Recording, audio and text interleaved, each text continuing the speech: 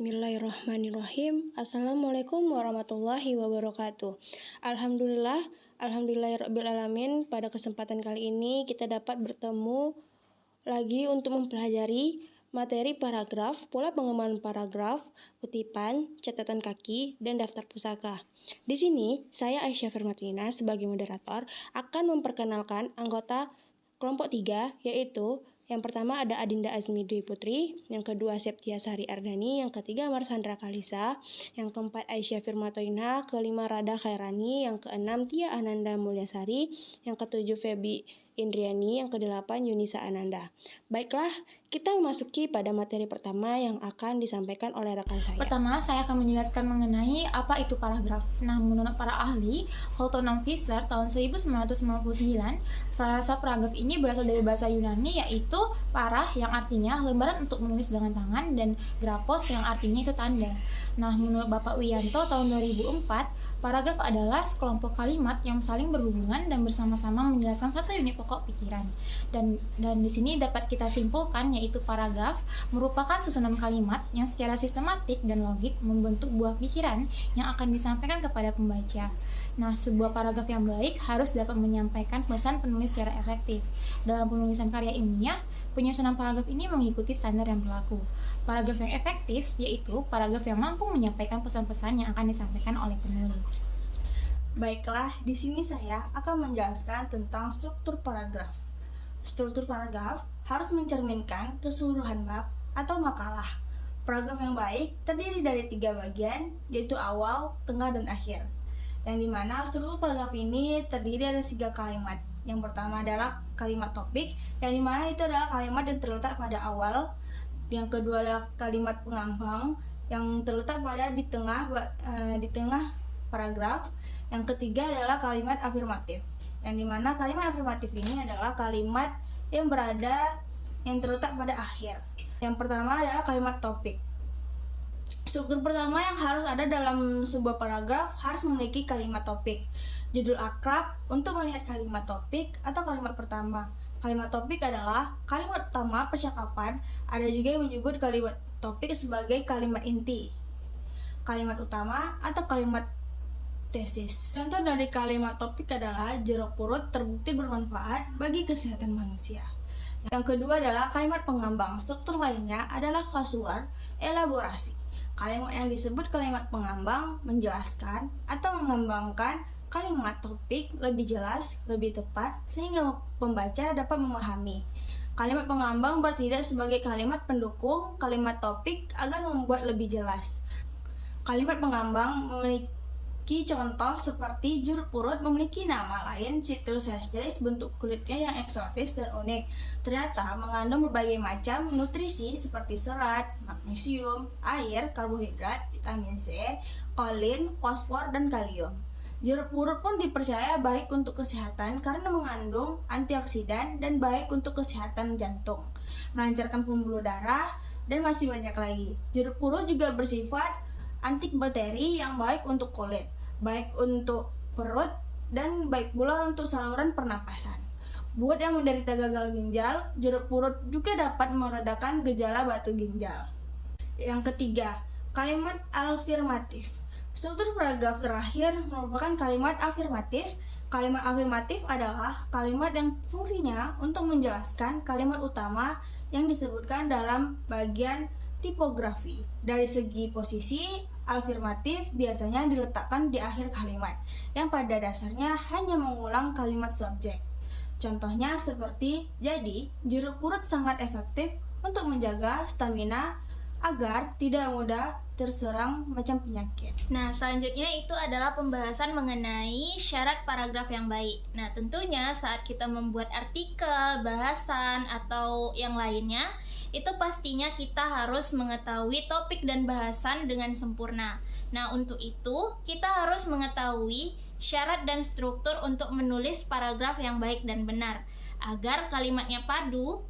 Nah, sebelum dibahas syarat-syarat paragraf, perlu dipahami dulu bahwa paragraf ialah kumpulan beberapa kalimat yang secara bersama-sama mendukung satu kesatuan gagasan.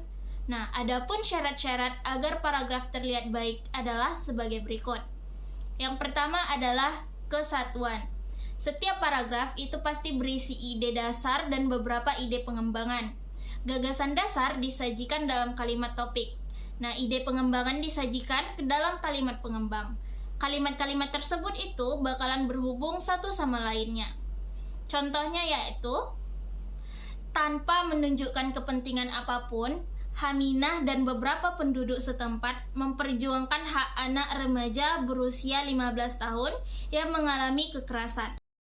Mereka membawa remaja tersebut ke rumah sakit untuk meminta bukti visum, hasil bukti untuk menangkap pelaku. Nah, berdasarkan contoh di atas, terlihat bahwa kesatuan paragraf tercapai jika dua hal itu terpenuhi.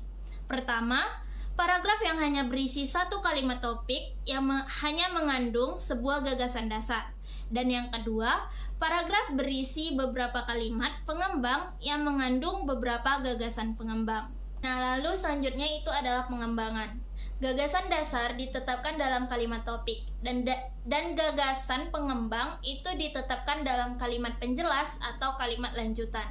Adapun contoh dari pengembangan ini yaitu, setelah meninggalnya dua orang, Saliman dan Abdul Rashid, usai mabuk-mabukan di Jalan Walter, mengungsi di desa Tanjingan, Kecamatan Ajung.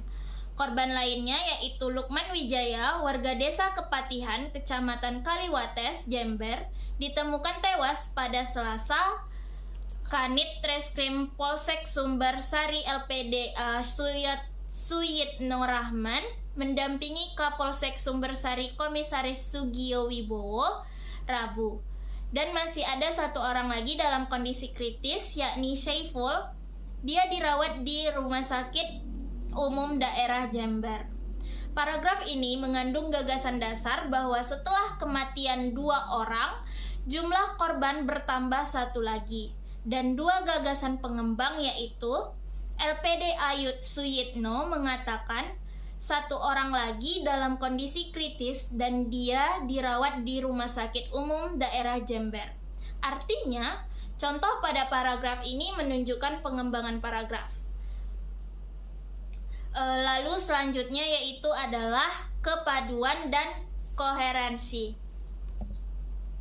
Kepaduan dan koherensi adalah keserasian hubungan antar gagasan dalam paragraf, yang juga berarti keselarasan hubungan antar kalimat dalam paragraf. Pembentukan paragraf pun berasal dari kalimat-kalimat yang harus saling mendukung. Ada beberapa cara atau persyaratan untuk penyelarasan paragraf, yaitu penggunaan pengulangan dan kata ganti, kata penghubung, dan urutan gagasan menurut Rahayu tahun 2007 halaman 100. Lalu yaitu adalah contohnya di mana pada masa itu tenaga manusia merupakan kontributor utama yang dibutuhkan dalam program pembangunan Kekaisaran Romawi. Puluhan ribu tenaga manusia yang terorganisir dengan hati-hati digunakan untuk membangun jalan, saluran irigasi, ataupun konstruksi lainnya. Dengan tenaga manusia, dijalankanlah mesin-mesin pengangkat barang dan benda-benda berat, pemompaan air, penggerak perahu, dan sebagainya. Singkatnya, tenaga manusia adalah sumber energi utama. Nah, dari paragraf di atas itu menunjukkan bahwa kalimat-kalimat itu berhubungan secara serasi satu sama lain. Gagasan dasar dari paragraf tersebut adalah bahwa tenaga manusia adalah input utama yang dibutuhkan untuk program pembangunan kerajaan Romawi. Nah, gagasan pengembangnya terdapat pada kalimat kedua, ketiga, dan keempat, yang mana menggunakan pengulangan kata tenaga manusia. Lalu selanjutnya itu adalah kekompakan dan kohesi. Syarat koherensi yang mengatur hubungan antar kalimat tercermin dari adanya kesesuaian bentuk kalimat atau bagian kalimat dalam sebuah paragraf. Kohesi itu dikelompokkan menjadi dua, yaitu kohesi struktural dan kohesi leksikal. Kohesi struktural itu ditunjukkan oleh hubungan antara struktur kalimat yang digunakan dalam suatu paragraf. Koherensi struktural juga ditunjukkan melalui penggunaan konjungsi atau konjungsi antar kalimat seperti jadi, kemudian, dengan demikian, singkatnya, pertama, mula-mula, kemudian, akhirnya, dan lain-lain. Yang kedua yaitu adalah kohesi leksikal, di mana kohesi leksikal itu ditunjukkan oleh adanya kata-kata yang digunakan dalam suatu paragraf untuk menandai hubungan antara kalimat atau bagian-bagian suatu paragraf. Lalu selanjutnya adalah pengembangan paragraf, di mana menurut Suparno tahun 2007 mengatakan bahwa pengembangan paragraf itu adalah pembentukan paragraf dalam teks yang menghubungkan paragraf lain. Hasil dari pengembangan ini adalah untaian paragraf yang menampilkan paragraf yang cocok dengan paragraf lainnya. Adapun contoh dari pengembangan paragraf itu ada dua sifatnya, ada yang setara dan juga ada yang bertingkat. Nah, untuk contoh yang paragraf bersifat setara ini adalah pada tahap pertama, kontaminan kasar dipisahkan dari aliran air limbah yang dituju. Air yang terkontaminasi mengalir melalui filter, kemudian masuk ke ruang besar atau biasa dikenal dengan bak penampung. Benda-benda terkontaminasi kasar diangkut untuk diendapkan di dalam tangki. Benda-benda terkontaminasi kasar tersebut dihilangkan, kemudian air terus dialirkan ke tangki khusus, dan lumpur bercampur minyak akan mengendap di tangki dan diurai oleh alat yang ada di tangki pencerna. Lalu pada tahap kedua, bahan organik diurai dan dipisahkan dari air. Ketika air mengalir dari bak penampung ke dalam tangki, air telah bercampur dengan udara. Proses ini menambahkan oksigen ke dalam air dan juga menambahkan mikroorganisme pencerna limbah yang tidak dapat dihancurkan dengan cara fisika. Air kemudian mengalir ke bak penampung, penyimpanan kedua, tempat residu minyak mengendap. Dari sana, air mengalir ke ruang klorinasi dalam prosesnya. Klorin membunuh bakteri yang berbahaya bagi kesehatan. Nah, dari contoh tersebut dapat kita lihat kedua paragraf tersebut memiliki pengembangan paragraf bersifat setara. Di antara kedua paragraf tersebut tidak ada yang menjadi paragraf atasan dan bawahan. Lalu adapun contoh yang kedua, yaitu membeli mobil baru memang mengasyikkan, tetapi karena ada begitu banyak model di pasaran untuk dipilih, membuat keputusan akhir tidaklah mudah. Setelah mempersempit pilihan menjadi hanya dua, pembeli itu biasanya mencari persamaan dan membandingkan dua mobil milik pilihannya. Misalnya, Ford Thunderbird dan Volkswagen Rabbit. Ford dan FV memiliki kesamaan. Keduanya sangat menarik.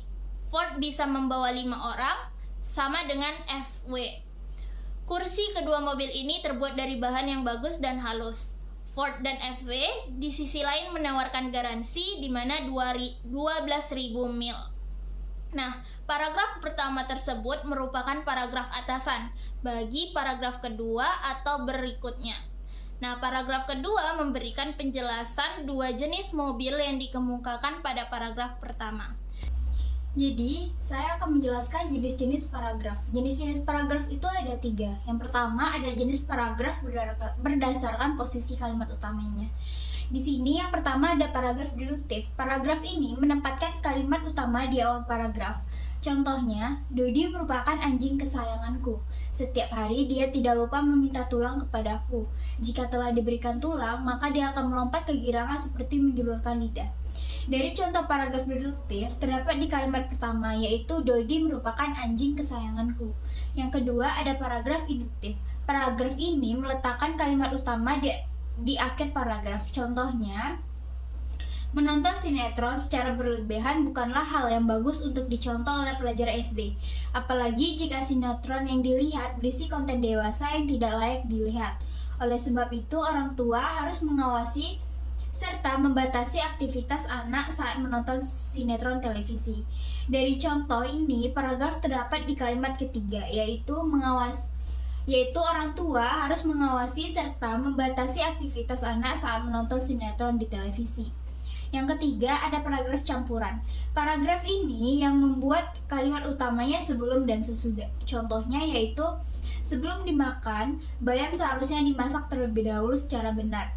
Bayam yang akan dimasak sebaiknya dicuci serta dipotong-potong sesuai keinginan. Bayam tersebut jangan dimasak terlalu lama. Bila dimasak terlalu lama, kandungan zat gizinya akan berkurang. Oleh sebab itu, masaklah bayam secara benar sebelum dimakan. Nah, dari contoh ini, paragraf campuran terdapat di kalimat pertama dan keempat, yaitu bayam seharusnya dimasak terlebih dahulu secara benar. Dan masaklah bayam secara benar sebelum dimakan. Yang kedua yaitu jenis-jenis paragraf berdasarkan sifat isinya. Yang pertama ada paragraf naratif.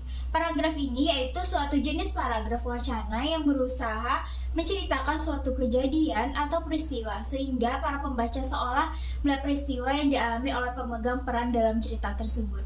Seperti di contoh ini, contohnya yaitu melakukan langkah-langkah tergesa-gesa. Adi masuk ke dalam rumah langsung bergegas menuju dapur. Tanpa mengucapkan salam, dibantingnya pintu dapur sampai ibu di kamar terkejut. Dibukanya tudung saji, tetapi tidak terdapat makanan di sana. Adi sangat murka, dilemparnya piring serta gelas sampai hancur berkeping. Nah, dari contoh ini, paragraf naratif terdapat di peran Adi saat masuk rumah hingga melempar piring. Selanjutnya itu ada paragraf deskriptif. Paragraf ini yang berusaha membuat suatu gambaran baik itu peristiwa, tempat, suasana, bahkan bentuk fisik seseorang. Seperti contoh paragraf deskriptif ini, adikku berumur 12 tahun, badannya kecil, kulitnya langsat, dia sangat menyukai warna pink, setiap barang yang dimilikinya selalu berwarna pink. Suatu saat, beliau meminta membelikan kacamata berwarna pink. Keesokan harinya, aku berikan apa yang diminta. Dia pun melompat kegirangan karena mempunyai kacamata berwarna pink. Dari contoh ini, terdapat di kata umur, badan, kecil, kulit, langsat, dan menyukai warna pink, dan hingga dia melompat kegirangan saat mempunyai kacamata pink. Paragraf ekspositoris. Paragraf ini yang berusaha untuk memaparkan, menjelaskan, atau menginformasikan suatu hal atau topik yang mendapat pengetahuan dan wawasan pembaca. Contoh paragraf ekspositoris ini adalah cara membuat es kelapa dengan sirup sangat cepat. Ambil air di dalam buah kelapa muda, kemudian ambil daging buahnya, campurkan daging, buah, dan air kelapa. Masukkan gula dengan sirup secukupnya, aduk rata dan tambahkan es supaya cita rasanya menyegarkan. Paragraf ini memberitahu cara pembuatan es kelapa dengan sirup. Dari contoh ini terdapat di kalimat pertama yang memberi wawasan atau pengetahuan cara membuat es kelapa dengan sirup. Paragraf argumentasi. Paragraf ini yang berisi pendapat atau pandangan penulis tentang suatu topik. Contoh paragraf argumentasi yaitu berdasarkan para pakar kesehatan, air kelapa muda sangat bermanfaat bagi tubuh. Air buah kelapa mengandung elektrolit yang baik untuk orang dehidrasi. Maka tidak heran saat selesai mengonsumsi air kelapa, tubuh akan terasa segar. Dari contoh ini, kalimat argumentasi atau paragraf argumentasi terdapat di pendapat kalimat para pakar kesehatan. Paragraf persuasi. Paragraf ini yaitu berisi unsur bujukan, ajakan, himbauan, atau saran pada pembaca. Contohnya yaitu dunia pendidikan pada masa pandemi akan membuat anak terlena menggunakan waktu. Mereka akan merasa mudah terhadap pelajaran daring yang sudah diberikan oleh gurunya. Padahal di balik itu, para pemimpin negara memutar otak memikirkan kemajuan bangsa. Maka dari itu, marilah kita bergandengan tangan agar memajukan dunia pendidikan walaupun masa pandemi belum terselesaikan.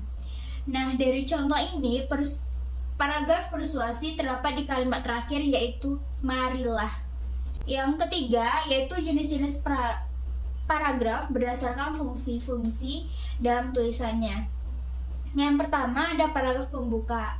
Paragraf pembuka adalah paragraf yang membuat tulisan. Contoh paragraf pembuka seperti kalimat ini.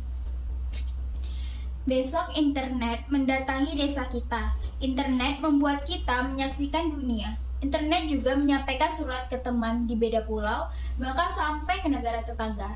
Itulah suara iklan layanan masyarakat yang bisa disaksikan lewat televisi.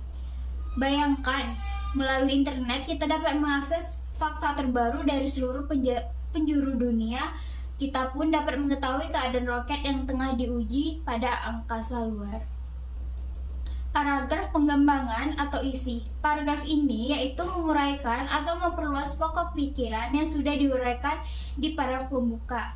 Contohnya, meskipun begitu,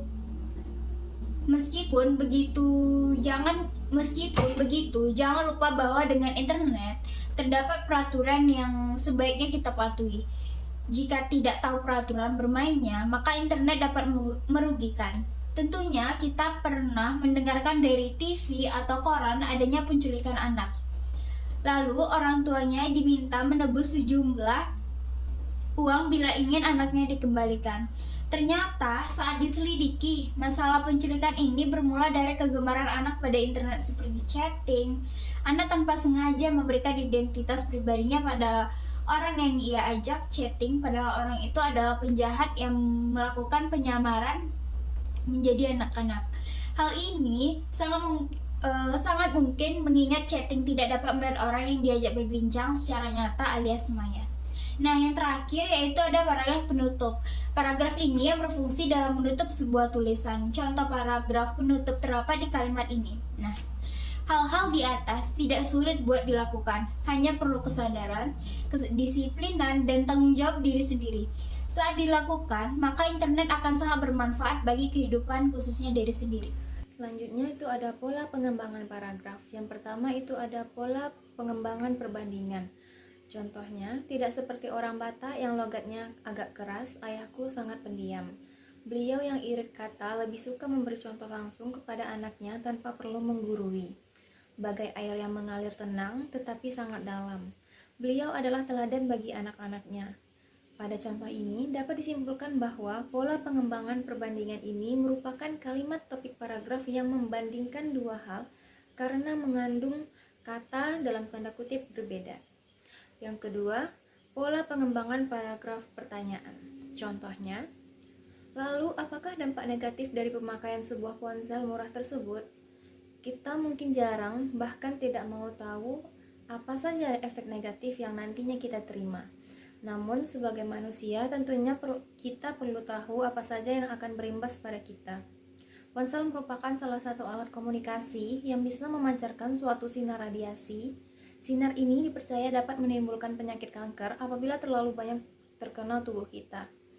Apakah selama ini kita perlu menyadari bahwa sinar tersebut terus-menerus mengenai tubuh kita ketika kita menelpon serta melakukan sesuatu percakapan melalui ponsel? Sinar tersebut masuk melalui telinga dan sekaligus secara berkala mengganggu cara kerja otak kita. Dapat disimpulkan bahwa kalimat tanya adalah paragraf yang kalimat topiknya dijelaskan oleh kalimat pengembang berupa kalimat tanya. Yang ketiga, pola pengembangan paragraf sebab akibat. Contohnya, kami sekeluarga sangat senang karena si Piko, kucing yang tidak jorok. Ia masih selalu mengingat apa yang kami ajarkan untuk selalu buang air kecil dan buang air besar di toilet. Kadang kami harus berebut untuk lebih dahulu ke toilet. Jika antara kami tidak mau mengalah, dengan sabar ia akan menunggu sampai kami keluar. Dengan kebiasaannya itu, kami sekeluarga merasa nyaman karena rumah kami terbebas dari kotoran yang berceceran dengan bau yang tidak sedap. Kami sekeluarga sangat mencintai si Piko dengan segenap kenakalan, kemanjaan, dan kelucuannya. Kesimpulannya, paragraf ini disusun sebagai pengembangan paragraf kausal atau bersifat saling menyebabkan. Karena kalimat topik dikembangkan dengan klausa kausal. Nah, paragraf ini menjelaskan bahwa alasan keluarga sangat menyayangi Piko karena dia tidak jorok. Yang ketiga, pola pengembangan paragraf contoh. Contohnya, makanan kunang-kunang adalah cairan tumbuhan, siput-siputan kecil, cacing, atau serangga. Bahkan kunang-kunang memangsa jenisnya sendiri. Kunang-kunang betina sengaja berkelap-kelip seakan mengundang jenis pejantan. Setelah pejantan mendekat, sang betina memangsanya. Makanan bagi hewan penting untuk pertumbuhan. Dengan makanan, pertumbuhan akan maksimal. Asupan yang maksimal dapat memberikan kebugaran bagi makhluk hidup. Nah, pada kalimat di atas dapat disimpulkan bahwa paragraf ini memiliki model pengembangan contoh karena kalimat dikembangkan menggunakan contoh sehingga pemahaman yang jelas tentang kalimat topik. Yang kelima, ada pola pengembangan paragraf berulangan. Contohnya, fungsi museum yang utama adalah menyimpan, merawat, mengamankan, dan memanfaatkan koleksi museum berupa benda cagar budaya. Dengan demikian, museum memiliki fungsi besar yaitu sebagai tempat pelestarian. Secara lebih rinci, fungsi museum mencakup kegiatan penyimpanan, perawatan, dan pengamanan. Dapat disimpulkan bahwa paragraf tersebut merupakan pengembangan paragraf berpola yang terdiri dari repetisi. Hal ini karena paragraf mengembangkan kalimat topik dengan pengulangan kata atau kelompok kata. Kunci topik pada kalimat paragraf ini adalah yaitu kata fungsi museum. Kata kunci kemudian diulang dengan frase pengembang sebagai kata kunci. Yang keenam, pola pengembangan paragraf definisi. Contohnya, hutan bakau disebut juga dengan hutan mangrove. Hutan bakau merupakan bagian dari ekosistem pantai.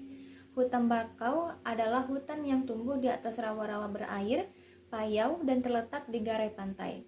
Hutan bakau merupakan hutan yang tumbuh di wilayah pasang dan surut. Hutan bakau ini termasuk lingkup ekosistem pantai sebab terletak di kawasan perbatasan laut dan darat. Dapat disimpulkan, paragraf ini bertujuan untuk memajukan definisi karena bertujuan untuk menjelaskan konsep dan definisi. Kalimat topik memberikan definisi dengan kata mangrove. Yang ketujuh, pola pengembangan paragraf ilustrasi. Contohnya, kelinciku bernama Bagas, kunamakan Bagas karena saya berharap kelinci kesayanganku ini selalu sehat dan bugar. Bagas memiliki bulu yang lebat dan putih bersih, matanya coklat seperti madu, matanya jernih menyejukkan untuk dipandang, bibir mungilnya yang merah sungguh menggemaskan, telinganya panjang dan melambai-lambai kalau dia berlari. Sehingga kesimpulannya bahwa kalimat topik dalam paragraf ini dikembangkan dengan menyajikan gambaran atau objek. Kalimat pengembangan dalam paragraf ini menggambarkan kelinci yang bernama Bagas. Uraian yang diberikan adalah ciri-ciri fisik Bagas dari bulu, mata hingga telinga. Yang kedelapan, pola pengembangan paragraf kronologi. Pada Maret 1942, Imamura memasuki Bandung tanpa menarik perhatian. Sehari sesudah itu, ia memerintahkan stafnya untuk mulai menegakkan pemerintah militer guna memerintah Pulau Jawa. Kemudian ia mengadakan inspeksi ke markas besar dari kedua divisi lain. Pada 12 Maret 1942, Imamura mendirikan markas besar-besar tentara ke-16 di Batavia yang kemudian diberi nama Jakarta. Dapat disimpulkan bahwa model pengembangan paragraf yang kalimat topiknya berupa rangkaian peristiwa. Pola pengembangan paragraf ini tidak dapat ditemukan dalam paragraf yang dianalisis. Yang kesembilan, pola pengembangan paragraf analogi. Contohnya, alam semesta berjalan dengan sangat teratur, seperti halnya mesin. Matahari, bumi, bulan, dan bintang yang berjuta-juta jumlahnya beredar dengan teratur. Seperti teraturnya roda mesin yang rumit berputar. Mesin rumit itu penciptanya yaitu manusia. Tidakkah alam yang maha besar ini dan beredar rapi sepanjang masa ini tidak ada penciptanya? Pencipta alam tentu adalah zat yang sangat maha. Manusia yang menciptakan mesin sangat sayang akan ciptaannya.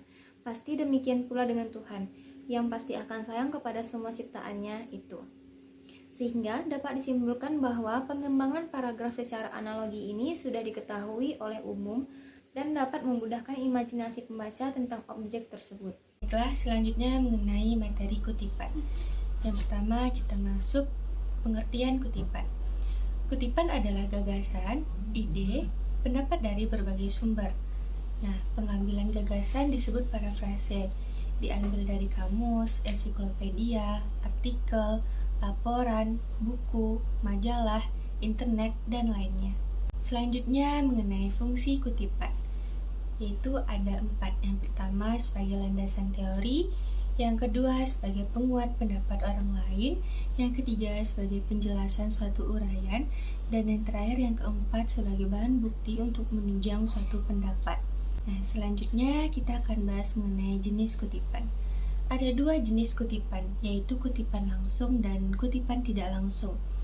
Kutipan langsung adalah penulis menulis apa yang dikutip di dalam teks. penulis tidak mengubah kata atau ejaan dari teks yang dikutip. Dan kutipan tidak langsung adalah penulis menuliskan sifat pendapat di sumber kutipan. Baiklah, kita masuk ke dalam contohnya. Yang pertama, contoh kutipan langsung.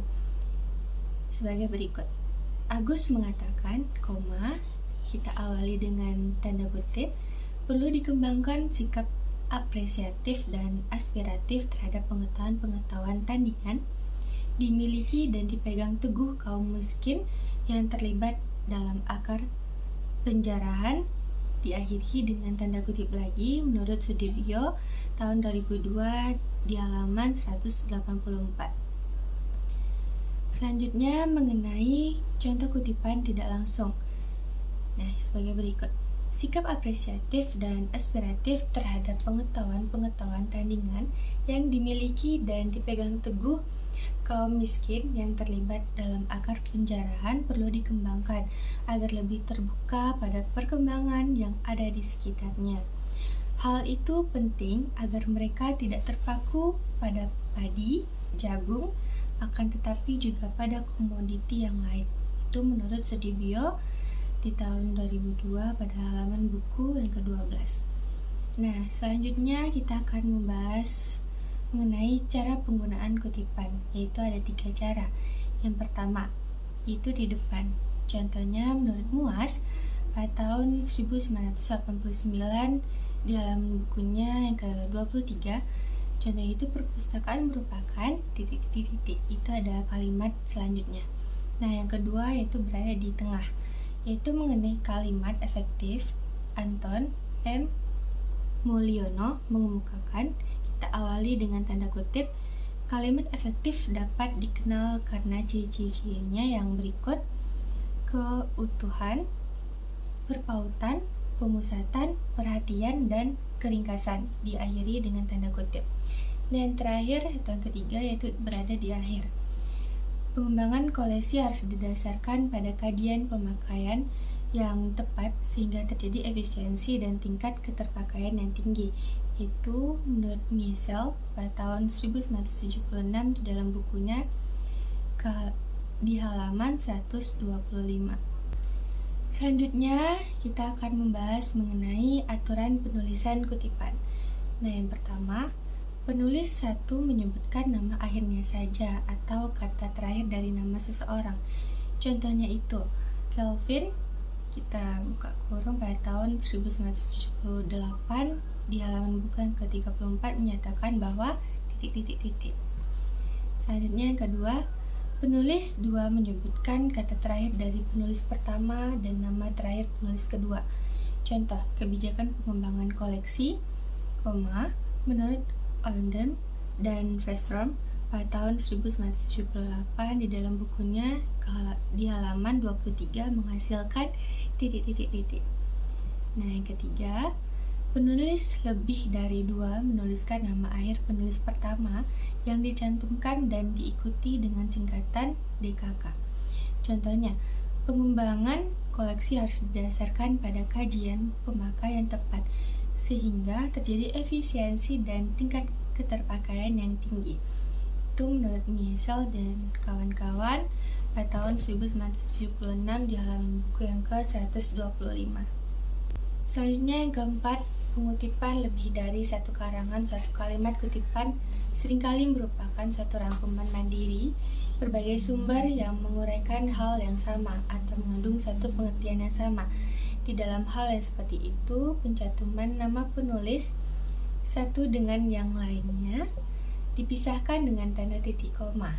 Nah, contohnya, sebagaimana dinyatakan oleh Delphine pada tahun 1987 di halaman buku ke-34, titik koma, SCD dan S. Hermawan pada tahun 1989 di halaman buku ke-76 dan Basuki pada tahun 2004 di halaman ke-90 bahwa titik. Nah, yang terakhir atau yang kelima, Sitasi hal ini boleh dilaksanakan apabila terpaksa, misalnya publikasi aslinya sulit di Seklai untuk ditemukan. Sebelum melakukan citasi seperti itu, hendaknya mahasiswa melakukan konsultasi dengan pembimbing.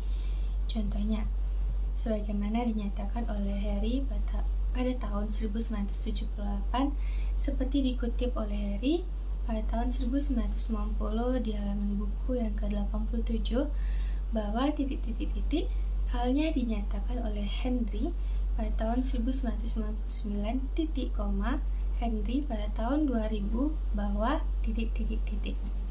Baiklah, saya akan melanjutkan materi berikutnya, yaitu catatan kaki.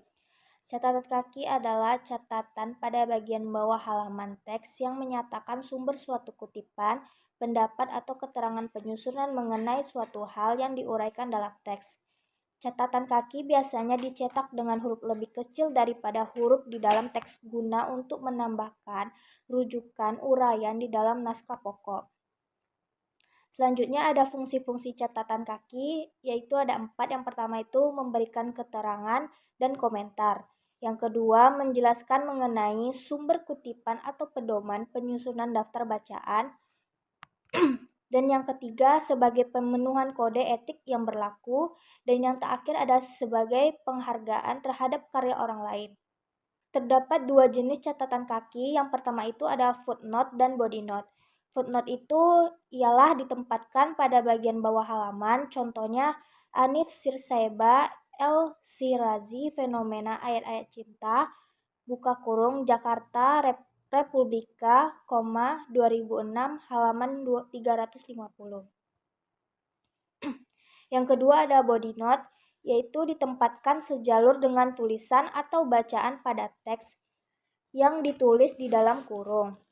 Contohnya, dorongan untuk mengkafirkan orang lain yang berbeda justru merupakan salah satu akibat gagasan untuk mengendalikan hawa nafsu.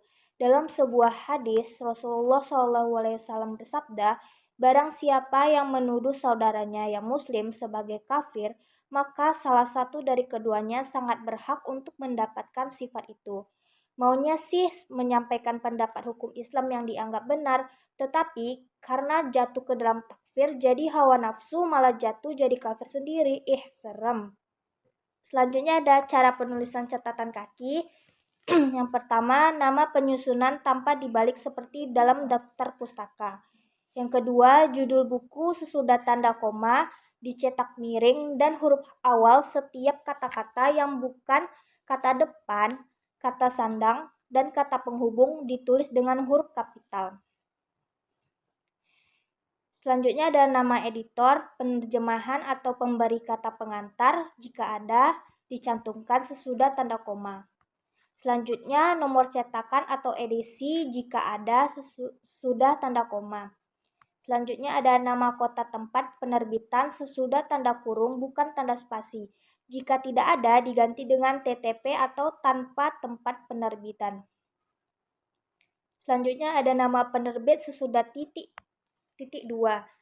Jika tidak ada, diganti dengan TNP atau tanpa nama penerbit.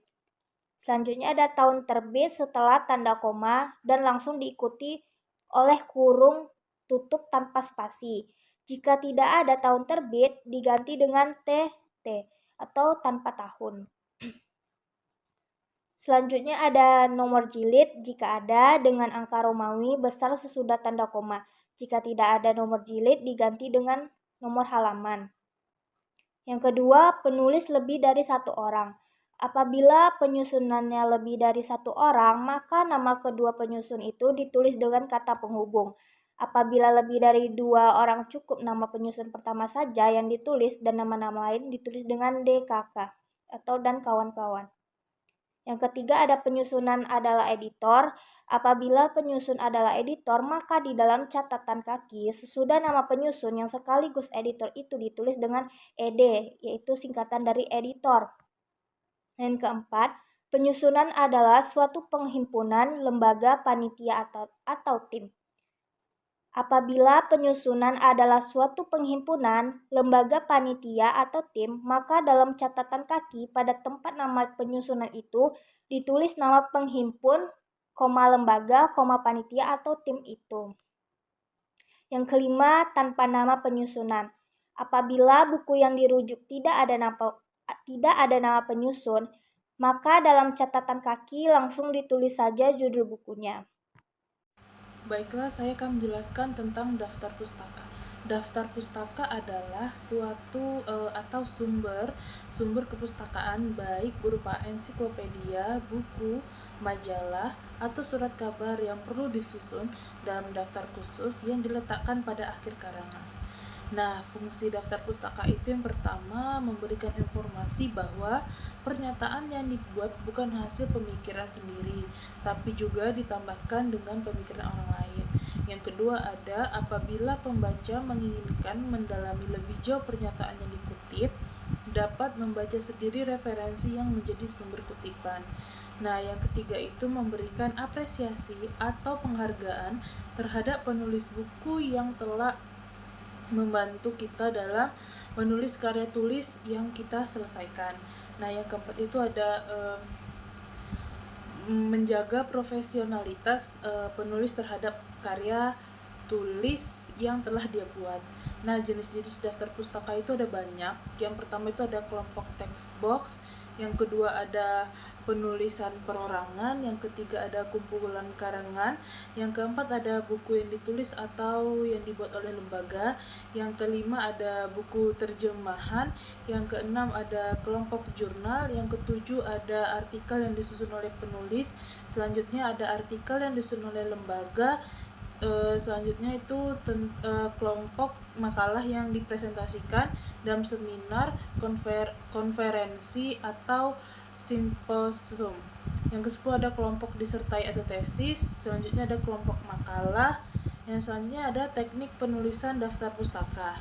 Nah, cara penulisan daftar pustaka ini ada banyak banget caranya. Yang pertama ada cara menulis daftar pustaka berupa buku, berupa yang berasal dari buku, dan juga cara menulisnya daftar pustaka dengan mengambil satu artikel dari buku atau kumpulan artikel. Ada juga berasal dari artikel dari dalam jurnal. Ada juga yang berasal dari artikel majalah atau koran. Nah, selanjutnya ada dari koran, kayak koran tanpa penulis gitu. Selanjutnya dari internet, nama penulis yang diikuti dengan tahun, judul dan karya yang diapit oleh tanda kutip dan diakhiri alamat sumber pustaka dan tanggal aksesnya. Selanjutnya ada tanpa tahun terbit, kota dan penerbit, itu penulisan pustaka. Nah, selanjutnya ada pustaka dari karangan institus atau pustaka yang tidak diketahui pengarangnya.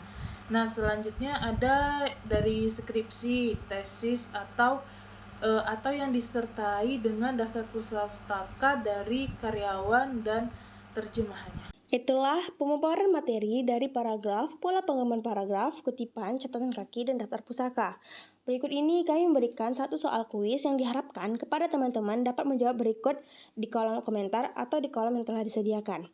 Sekian pemaparan materi dari kelompok kami. Apabila ada kesalahan kata, mohon dimaafkan.